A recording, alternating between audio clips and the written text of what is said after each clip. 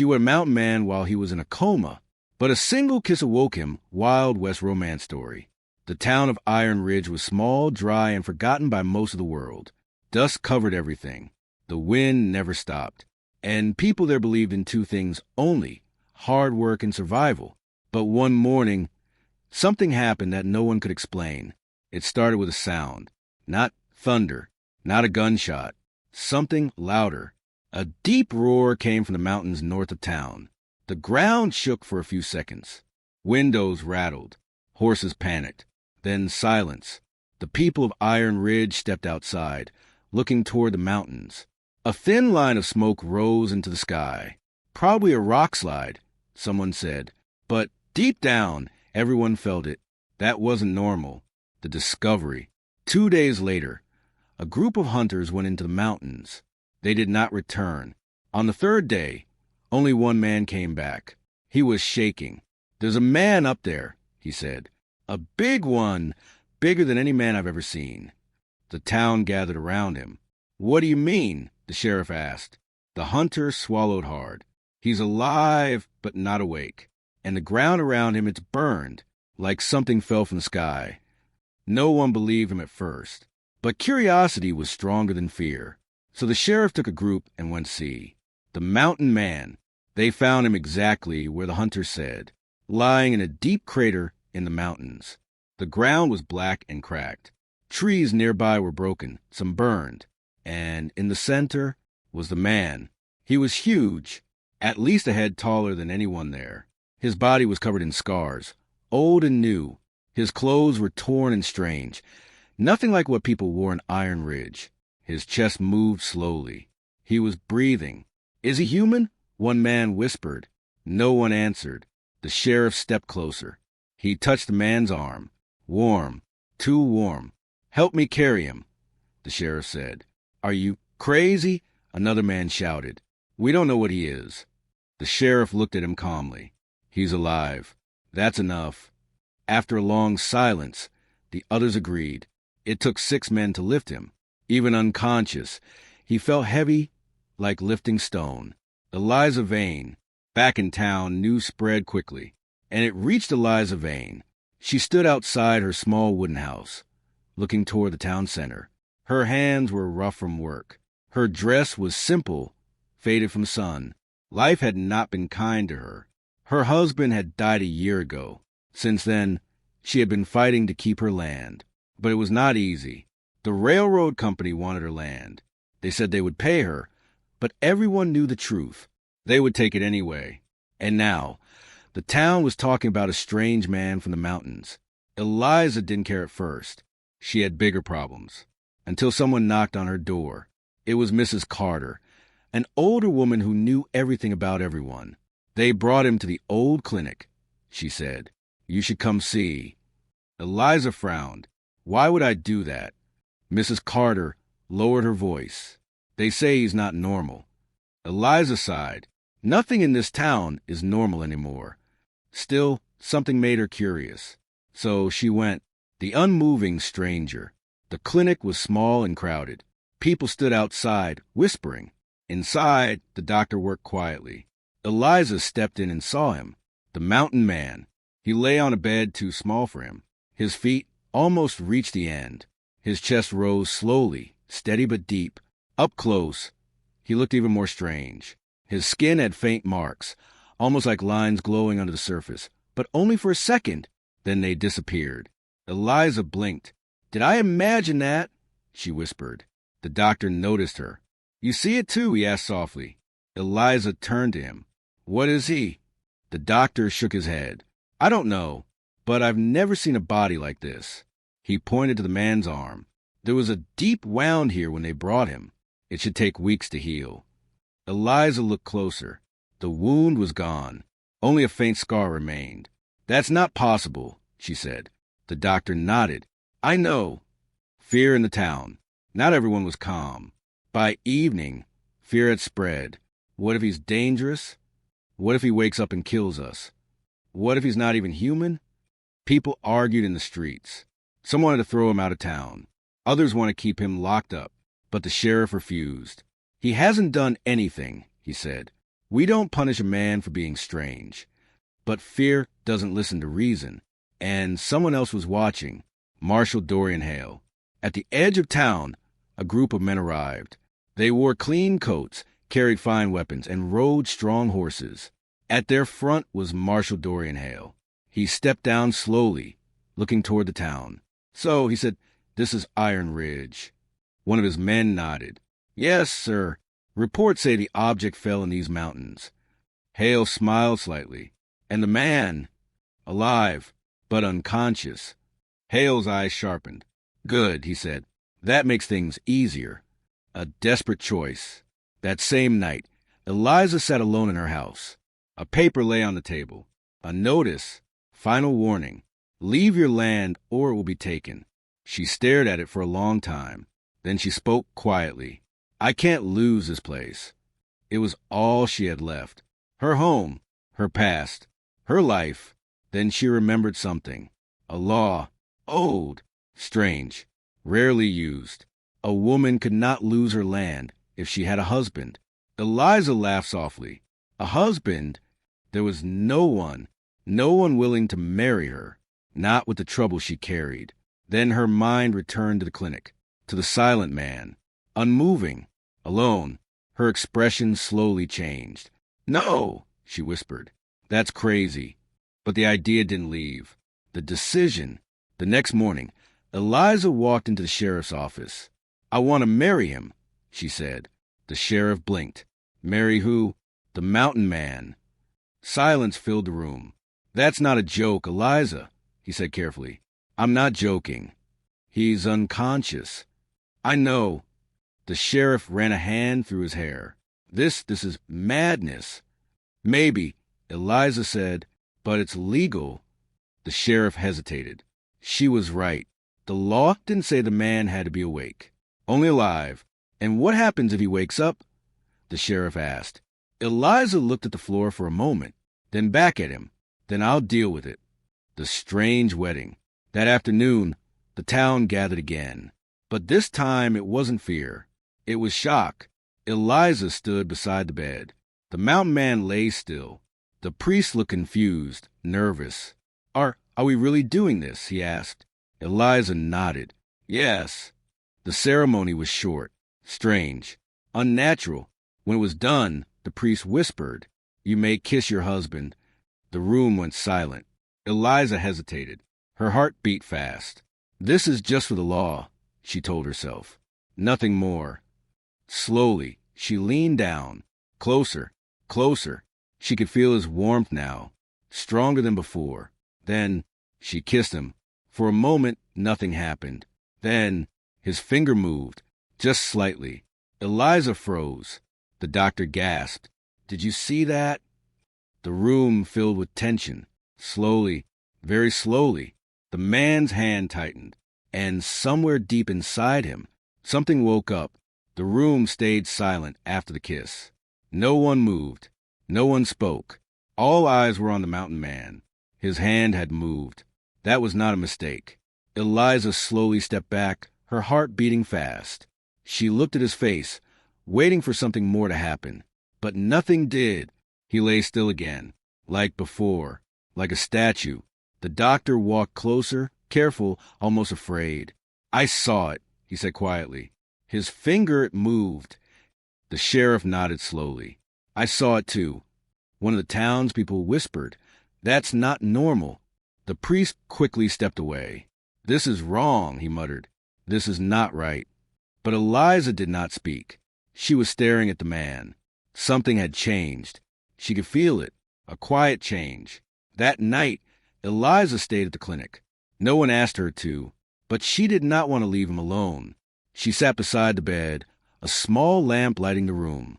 The wind outside was strong, pushing against the wooden walls. The town had gone quiet. But inside the room, it felt different. Heavy, like something unseen was waiting. Eliza looked at the man again. "Who are you?" she whispered. "Of course." There was no answer. She sighed and leaned back in her chair. Hours passed. Slowly, her eyes grew tired. Just for a moment, she closed them. The dream, far away from the quiet clinic. Something moved. Not in the town, not in the mountains, but beyond the sky. A faint signal pulsed, weak, but alive, and something out there noticed. The awakening begins. Back in the clinic, Eliza woke suddenly. She didn't know why. Her eyes opened quickly. The lamp flickered. The air felt warmer. She turned her head and froze. The man's chest was rising faster now, not slow like before. Stronger, deeper, like someone trying to wake up from a long sleep. "Eliza," a voice said softly. She jumped from her chair. Who said that? The room was empty. No one else was there. Her eyes slowly moved back to the man. His lips had moved.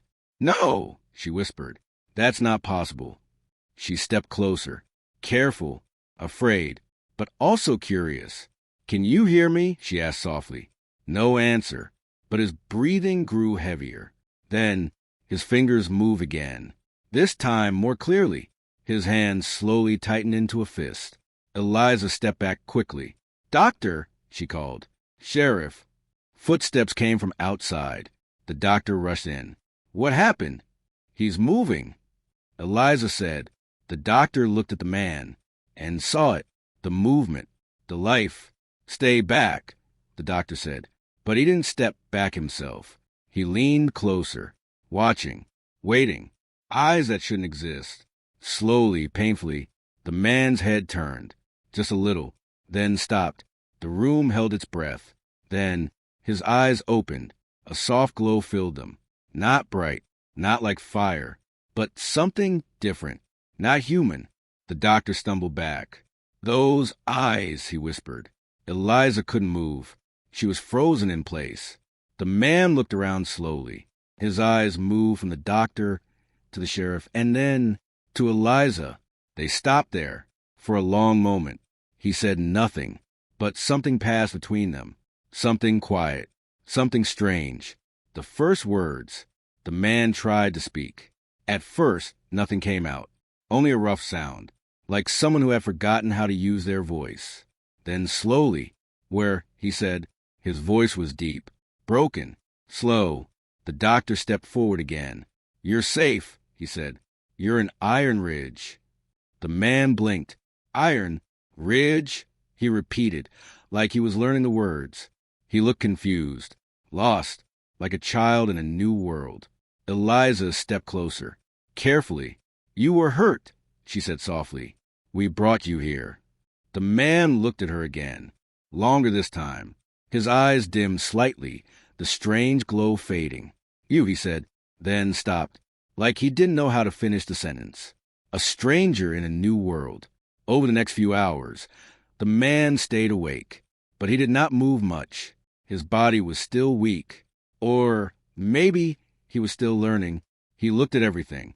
The walls, the lamp, the people, like he had never seen such things before. "What's your name?" the sheriff asked. The man stayed silent for a moment, then slowly said, "Cale." The words sounded strange, not like a normal name, but it was clear enough. "Cale," the sheriff repeated. "All right. Do you know where you came from?"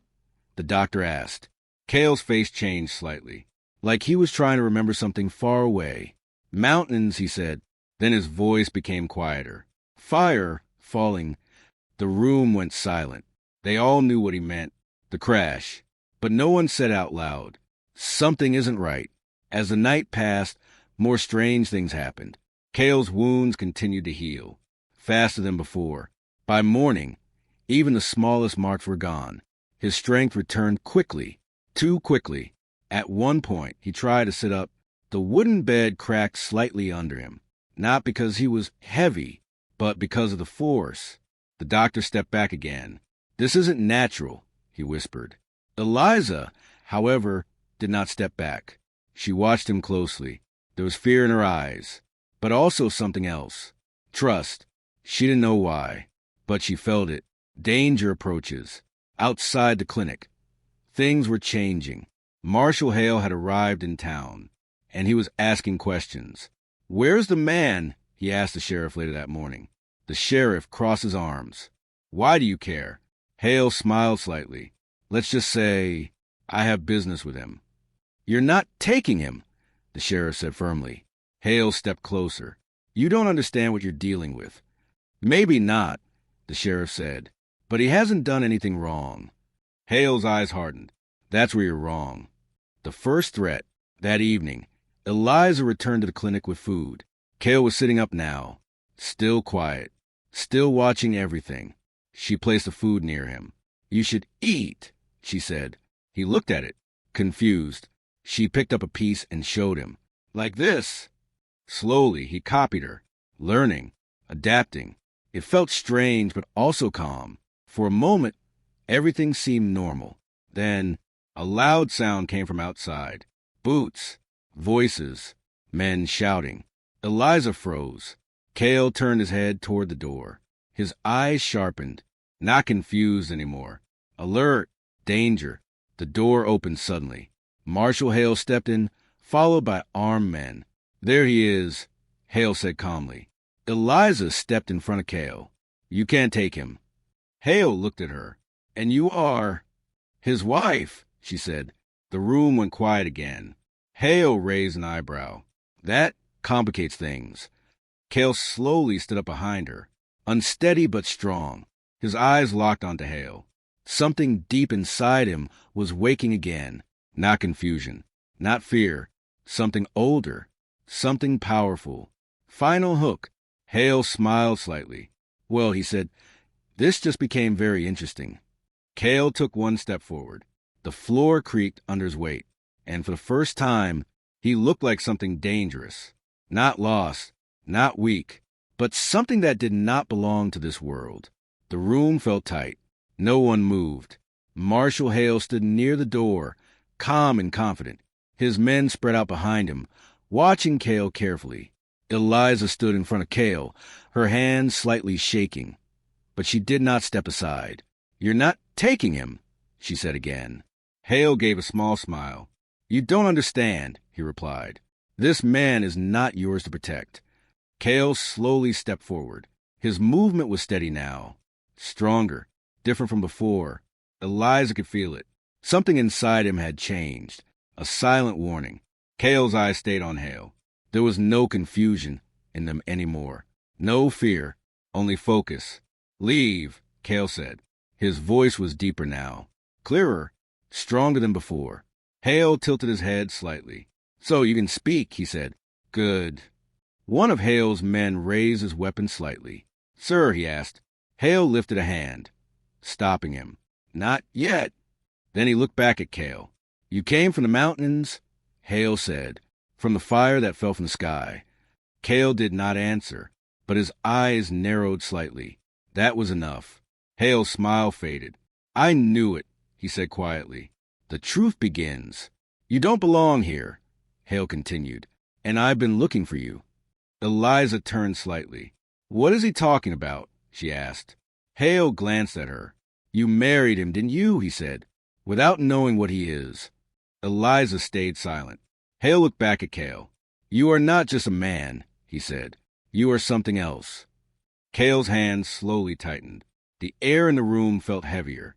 "Enough," Cale said. One word, but it carried weight. Power. Even Hale noticed it. The first move. Hale lowered his hand. "Take him." His men moved at once. Fast. Trained. Two rushed forward to grab Cale. But the moment they touched him, everything changed. Cale moved. Not fast like a normal man. Faster. Too fast to see clearly. In a single motion, he stepped aside and pushed one man away. The man slid across the floor, hitting the wall hard. The second man froze for a second. That was enough. Cale grabbed his arm and turned him aside, forcing him back without striking him. No weapons, no violence, but pure strength. The room filled with shock. "What was that?" someone whispered. Eliza stepped back, her eyes wide. "That's not possible." More than human. Cale stood still again. Calm, controlled, but ready. Hale's men hesitated. They had seen enough to understand. This was not a normal fight. Hale's expression changed slightly.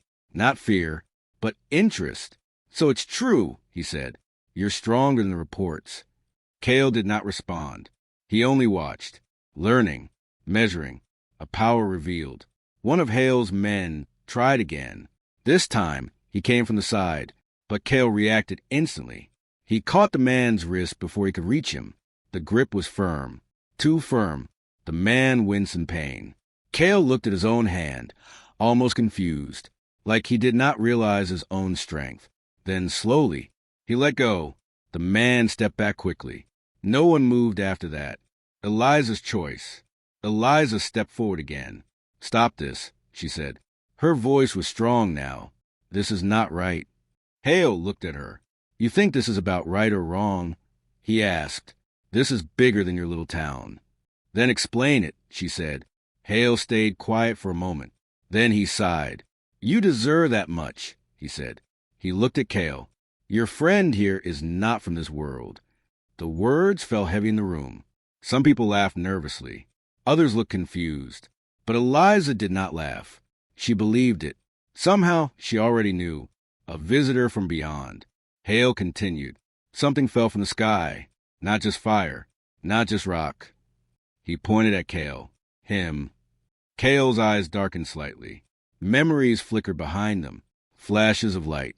Of speed. Of falling. Cale started, then stopped. His head lowered slightly. Like he was trying to remember. "The hunter. You were not alone," Hale said quietly. Cale looked up. That caught his attention. Hale stepped closer. "You were being chased." The room grew silent again. Eliza looked at Cale. "Is that true?" she asked softly. Cale did not answer, but his silence said enough. Hale nodded. "I thought so," he said. "And if you're here—" He looked toward the mountains. "Then they might come too." A growing threat. The tension in the room shifted. This was no longer just about one man. Something bigger was coming. Eliza felt it. "What do you mean, they?" she asked. Hale did not answer directly. Instead, he turned to his men. "We don't have much time," he said. "We take him now." Cale stepped forward again. "No." Simple. Firm. Final.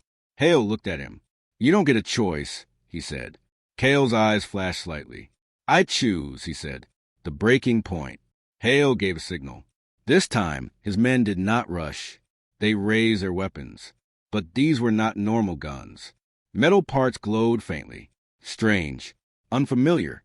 Cale noticed immediately. His body tensed. He recognized something. Danger. Real danger. Eliza saw the change in him. "What is it?" she asked. Cale spoke slowly. "Not from here." Hale smiled. "Now you understand," he said. The first real strike. One of the men fired. A bright flash filled the room. Not loud like a gun. Sharper. Cleaner. Cale moved, but not fast enough. The energy struck his side. He stepped back. For the first time, he was hurt. Eliza gasped. "Cale." He looked down at his side. The wound was small, but real. His breathing changed. Not weak, but focused. More aware. Something awakens. Cale slowly lifted his head. His eyes glowed again. Stronger this time. Not soft. Not dim. Bright. The air around him seemed to shift. The wooden floor under his feet cracked slightly. Hale's men stepped back. They felt it. Power. Raw. Control, but growing. "What is happening?" one of them whispered. Hale watched closely.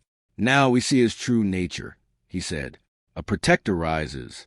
Cale stepped in front of Eliza, blocking her, protecting her. His body stood firm, unmoving. He did not attack. He did not rush. He simply stood, like a wall. "No more," he said. His voice echoed slightly. Not loud, but strong. Hale's men hesitated again. No one wanted to be the first to move now. Final hook. Outside. Thunder rolled in the distance. Dark clouds gathered over Iron Ridge. Something was coming. Not just a storm. Something bigger. Far above the sky. A faint signal pulsed again. Stronger now. Closer. And Cale felt it. He closed his eyes for a second, then opened them again. "They found me," he said quietly. Eliza's heart dropped. "Who?" she asked. Cale looked toward the sky, and for the first time, there was fear in his eyes. The air inside the clinic felt heavy. No one spoke after Cale's words. They found me. Eliza stood behind him, her heart racing. Who found you? She asked again, her voice softer now. Cale did not turn around. His eyes were fixed on the door. Then slowly he looked upward, as if he could see beyond the roof, beyond the sky. My hunters, he said. The word sent a chill through the room. Marshal Hale stepped forward slightly.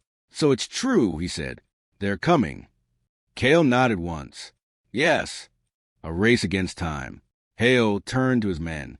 We don't have much time, he said. If they arrive, this town won't survive. The sheriff frowned. Then help us protect it, he said, instead of trying to take him. Hale looked at him. You still don't understand. If they come, they're not here to talk. Eliza stepped forward again. Then we stand together, she said. We don't run. Hale studied her for a moment. Then he let out a small breath. You're either brave or very foolish. Maybe both, she replied. For the first time, Hale gave a small, real smile. All right, he said. We work together, preparing for the unknown. The town of Iron Ridge changed that night. No one slept. Men and women worked together, preparing for something they did not fully understand. Doors were reinforced windows where covered weapons were checked. Hale and his men brought out strange devices from their packs. Small metal tools that glowed softly. These are not from your world, Hale explained to the sheriff. But they may help. The sheriff nodded. At this point, we'll take anything. A quiet moment. Inside Eliza's house, things were calmer. For a short time, Cale stood near the window, looking out at the dark sky. Eliza watched him. You're not just running from them, she said. Cale did not answer at first. Then slowly he spoke. I was made for war, he said. My kind, we fight. We destroy. Eliza stepped closer. But you didn't destroy us. Cale turned slightly. No, he said. Why? She asked. Cale looked at her for a long moment. Then he said, because of you. Eliza felt her breath catch. You don't even know me, she said softly. Cale shook his head. I know enough. The sky breaks. Suddenly, a loud sound filled the air. Not like before. Louder. Closer. Everyone in town looked up. The sky was changing. A bright light cut through clouds. Then another and another. 3 glowing shapes appeared above Iron Ridge. They moved fast. Too fast. They're here, Cale said. The arrival. The glowing shapes slowed as they came closer. Then they stopped in the sky above the town. For a moment, everything was still. Then beams of light dropped from above. 3 figures appeared on the ground. Tall, armored, not human. Their armor shined with a cold light. Their faces were hidden behind smooth, dark masks. They did not speak. They only looked at Cale. One of them stepped forward. Its voice came out cold and clear. Target located. Eliza stepped back. What are they? She whispered. Cale's face hardened. My past, he said. The final fight begins. The hunters move fast. One of them raised a weapon, but Cale was faster. He stepped forward, placing himself between them and the town. No, he said. The hunter fired. A bright beam shot forward. Cale blocked it with his arm. The impact pushed him back, but he did not fall. The ground cracked under his feet. Hale shouted, Everyone take cover. Gunfire filled the air, but it did nothing. The bullets hit the hunter's armor and bounced away. They're too strong, someone yelled. Hale raised one of his special weapons. Then use something stronger, he shouted. He fired. This time, the shot hit one of the hunters and pushed it back slightly. It works, Hale said. A battle of power. Cale moved again. This time, he did not hold back. He rushed forward, faster than anyone could follow. He struck one of the hunters, sending it crashing into a building. The structure shook, but did not fall. The other hunters attacked together. Their weapons fired in quick flashes. Cale moved between them, blocking, turning, pushing. Every movement was precise, controlled, but powerful.